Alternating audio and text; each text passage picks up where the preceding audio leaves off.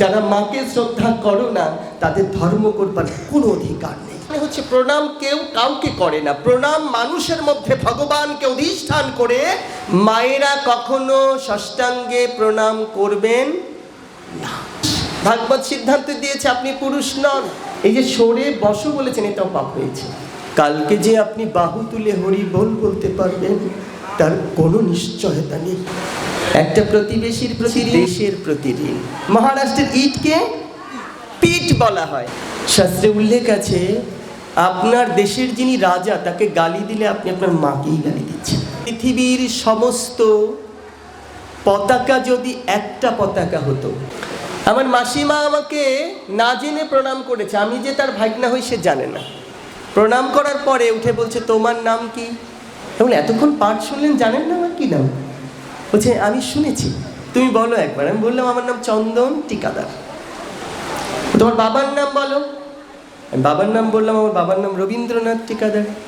বলে তুমি আমার ভাগনা হও। তাহলে প্রণাম করলেন, এবার প্রণামটা ফেরত নেন। আপনি যেমন প্রণাম করেছেন এবার প্রণামটা ফেরত নেন। বলছে বাবা কি করে প্রণাম ফেরত নেই? আমি তোমায় করিনি, ভাগবতকে করেছি। ভগবান কৃপা করুন। ভাগবতকে প্রণাম করেছে, আমাকে তো সে করেনি। আপনাদের এই কথা বলার মানে হচ্ছে প্রণাম কেউ কাউকে করে না, প্রণাম মানুষের মধ্যে ভগবানকে অধিষ্ঠান করে, মানুষের মধ্যে ভগবান বিরাজমান ভেবে যদি প্রণাম করা যায় তবেই প্রণাম হয়, না প্রণাম হয় না। সুতরাং কেউ কাউকে প্রণাম করে না। প্রণামের অনেকগুলো ভাগ আছে, আজকে আস্তে আস্তে যাব সেদিকে। ছিলাম 5টা ঋণ, তার মধ্যে 3টা বলেছিলাম, 2টো বলিনি। একটা প্রতিবেশীর প্রতি ঋণ বলিনি, আরেকটা কি বলিনি? আরেকটা বলিনি হচ্ছে দেশের প্রতি ঋণ। ও আমার দেশের মাটি তোমার পরে ঠেকাই মাথা। শাস্ত্রে উল্লেখ আছে আপনার দেশের যিনি রাজা তাকে গালি দিলে আপনি আপনার মাকেই গালি দিচ্ছেন। আমি তো শাস্ত্র বলছি মা, এটা বানানো কিছু নয়। আপনি যদি আপনার দেশের রাজাকে গালি দেন তো আপনি আপনার মাকে গালি দিচ্ছেন।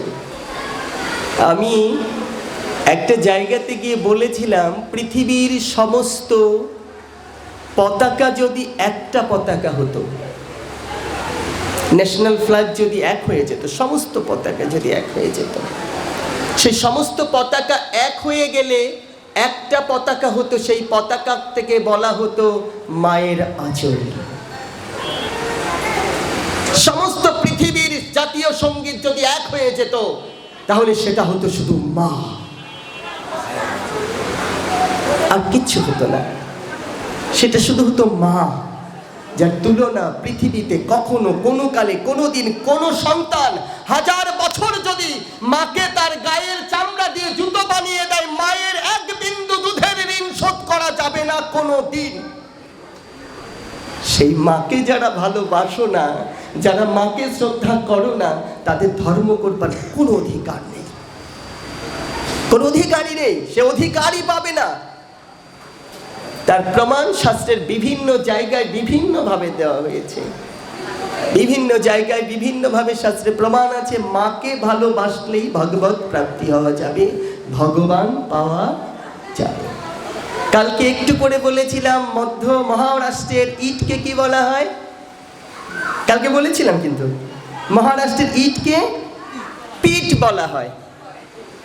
ইট হচ্ছে ওখানে পিঠ, আর ওই পিঠালজির কথা কালকে বলতে চেয়েছিলাম, কিন্তু আমরা অন্য আলোচনা করতে করতে আর বলা হয়ে ওঠেনি। আজকে প্রথমে একটুখানি আমরা গৌরের কথায় যাব, তারপরে আমরা জগন্নাথ দেবের আলোচনা দিয়ে আজকে ক্ষণিক বিশ্রাম ভাগবতকে দেব। আচ্ছা, এখানে যারা এসেছেন একটু আমরা হাত তুলি, কারা কারা মন্ত্র গ্রহণ করেছেন, দীক্ষা গ্রহণ কে কে করেছেন? নিতাই গৌর হরিবল হরিবল। বাহ বাহ, রাধে রাধে। মাঝে মাঝে একটু হাত তুলতে বললে আপনারা কষ্ট করে তুলবেন। আমি তো বেশি বোকা, মানে আপনাদের কষ্ট দিতে এসছি, ঠকাতে এসছি আর কি। রাধার মহিমা প্রেম রস সীমা জগতে জানা তোকে, যদি গোড়া না আসিত কেমন হইত, কেমনে ধরিতাম দে। বলেছিলাম প্রণাম, একটুখানি প্রণামটা বলে দেই আগে। মায়েরা কখনো ষষ্ঠাঙ্গে প্রণাম করবেন না। অনেক মা করেন না, একেবারে উপর হয়ে ক্ষমা চাইছি, একদম করা যাবে না। শাস্ত্রের সিদ্ধান্ত কি? বক্ষ আবৃত অবস্থায় ষষ্ঠাঙ্গে প্রণাম করা যাবে না। ঠিক বলেছেন আপনি? তাহলে প্রণাম কত প্রকার? প্রণাম হচ্ছে 3 প্রকার। এক ষষ্ঠাঙ্গ প্রণাম, পঞ্চাঙ্গ প্রণাম আর মনস্তাত্ত্বিক প্রণাম, মনে মনে প্রণাম।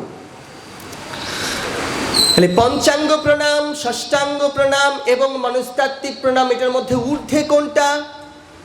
শাস্ত্র সিদ্ধান্ত দিল ঊর্ধ্বে কোনোটাই নয়, একটা ঊর্ধ্বে নয়, সমস্ত সমান, অল আর ইকুয়াল, সমান সমান। তাহলে আমি কোন প্রণামটা করব? মায়েরা পঞ্চাঙ্গ প্রণাম করবে, এটাই হচ্ছে তাদের শ্রেষ্ঠ প্রণাম। বৈষ্ণবের সঙ্গে দেখা হলে তারা ষষ্ঠাঙ্গ প্রণাম করে বাঞ্ছা কল্পতরুভশ্চ কৃপা সিন্ধুভ্যেব চ পতিতানাং পাবনেভ্যো বৈষ্ণবাভ্যায় নমো নমঃ। এটা হচ্ছে বৈষ্ণবে প্রণাম। এবার এখানে যারা এসেছেন তারা ভাবছেন আমি ভাগবতকে একটু প্রণাম করব, কিন্তু করা যাবে কি? করা যাবে না, কাছে পৌঁছানো যাচ্ছে না, দূর থেকে প্রণাম করতে হবে। আপনি মনে মনে প্রণাম করে বসে যান, এক প্রণামে সমস্ত জগৎ প্রণাম পেয়ে গেল। বলি না একটু সরে বসো, আমি একটু বসতে চাই, একটু সরে বসো দেখি। এই যে সরে বসো বলেছেন, এটাও পাপ হয়েছে, এটাও অপরাধ। সেটা কেমন অপরাধ জানেন? কেউ ধ্যান করছে, বসে ভাবছে ভগবানের যা লীলা বলছে, তিনি মনে মনে ভেবে তা নয়নে দর্শন করছেন। আপনি তাকে টাচ করা মাত্র তিনি তার ধ্যান ভঙ্গ হয়েছে। আপনারা জেনে থাকবেন অনেক ঋষিরা এই জন্য অভিশাপ দিত, তুমি আমার ধ্যান ভাঙলে আমি তোমাকে অভিসম্পদ দিলাম। এই জন্যে আপনি কাউকে সরে বসতে বলতে পারেন না। আমি সবার পেছনে থাকবো, শুধু মনে মনে মাকে ডাকবো, কারো কাজে বাধা হলে সাজা দিও যত খুশি। আমি সবার পেছনে থাকতে চাই। মাগো যে সবার পেছনে থাকে, আপনি ঘুরে দেখুন, যখন প্রধান অতিথি আসে তখন ওই পেছনের মানুষটাই সবার আগে দেখে। আজকে এই দরজা দিয়ে আসুক আর এই দরজা দিয়ে আসুক, যদি আমাদের কৃষ্ণ ভগবান এই দিকে আসে, যিনি সবার শেষে বসে আছে, তিনিই প্রথম তার চরণখানি পাবেন। আমরা যারা এখানে বসে আছি তারা পাবো না গো। আরো সহজ করে দিলেন গৌর হরি, কি? তুমি মনে মনে ধ্যানে জ্ঞানে আমায় ভাবনা করো, যদি মুক্তি চাইতে চাও তবে মরার আগেই মরো। আমি পুরুষ, ভাগবত সিদ্ধান্ত দিয়েছে আপনি পুরুষ নন, আপনি পুরুষ হতে পারেন না। ভাগবতের সিদ্ধান্ত অনুযায়ী আপনি প্রকৃতি, আমার মাও প্রকৃতি, সবাই প্রকৃতি। আপনি আপনার স্ত্রীর কাছে এক গ্লাস জল চাবারও অধিকার রাখেন না। এত সত্য হয়তো কেউ বলবে না, কিন্তু আমার তো ভয় নেই, আমাকে আবার আনবেন কি আনবেন না, এই ভয়টা আমার মধ্যে কাজ করে না। আনতে পারে না আনতে পারে। আমার রাধা মাধব যদি মনে করে আমার হরিনাম শুনবে, তাহলে আমাকে কান ধরে টেনে নিয়ে চলে আসবে, আমি চাইলেও থাকতে পারবো না। আসার কথা 2 দিন, আসতে হবে 4 দিন, আবার শুনছি 5 দিনও হতে পারে। তো এই যে রাধা মাধবের কৃপা, আপনাদের চরণের আশীর্বাদ, এটা শুধু ভগবান কবে কোন দিন লিখে রেখেছে আমিও জানি না, আর আপনিও জানেন না। ভালো থাকার সহজ পন্থা, কিন্তু আমরা সবাই ভুলে যাই ভালো থাকার সহজ পন্থা। তো প্রণামটা একটু বলি, প্রণাম, শুধু প্রণাম করুন, প্রণামই যজ্ঞ, সর্বশ্রেষ্ঠ যজ্ঞ হচ্ছে প্রণাম। কাশীতে এক ভদ্রলোক ছিলেন, সাধু পুরুষ। তো উনি যখন কাশীতে ছিলেন তখন ওনার সন্তানাদি হয় না, ছেলে পেলে হয় না।